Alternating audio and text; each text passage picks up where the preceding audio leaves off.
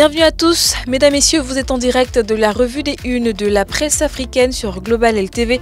Pour cette troisième édition de la semaine, commençons avec le journal Enquête au Sénégal. Le journal titre à sa une « Crise, secteur des médias, la presse à l'épreuve ».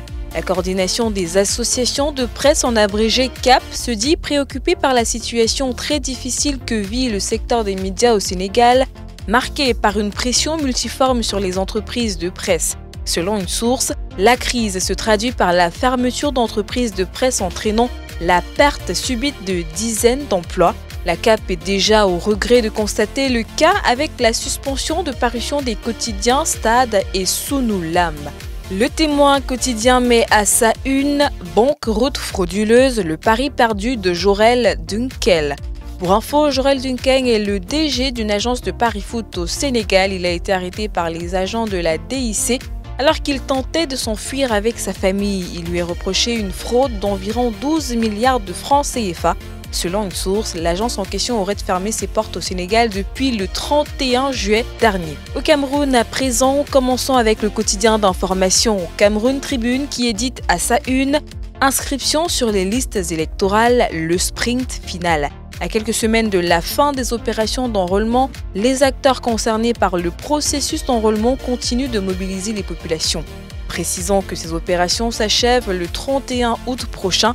Un article sur les moyens mis en place pour cette sensibilisation, c'est à lire en pages 6 et 7 du journal.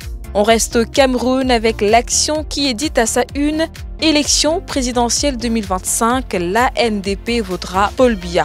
L'annonce a été rendue publique le samedi 3 août dernier à Tokombéré par Amadou Moustapha, le président national de l'Alliance nationale pour la démocratie et le progrès, en abrégé ANDP, c'est à lire en page 11 du journal. Mutation pour cette autre édition affiche à sa une « Bataille des vice-dieux, le coup de gueule de Laurent Esso ». L'article nous est proposé en page 7 du quotidien d'information. En économie cette fois-ci, mais toujours au Cameroun, l'économie quotidien titre à sa une « Préavis de grève à Camerco, instrumentalisation et sabotage ». Le journal nous informe qu'une importante réunion s'est tenue le 6 août dernier.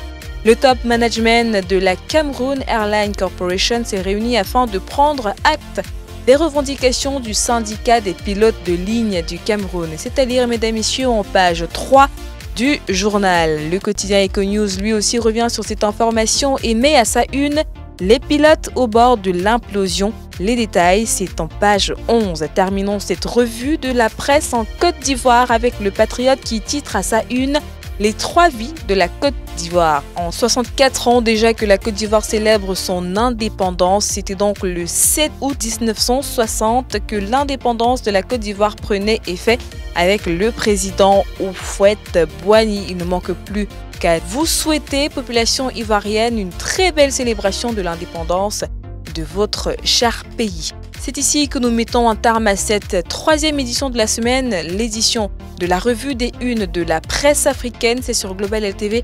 Mesdames, messieurs, merci d'avoir suivi. N'oubliez pas de télécharger l'application Global LTV sur Play Store pour ne rien manquer de nos programmes. Restez connectés et soyez bénis.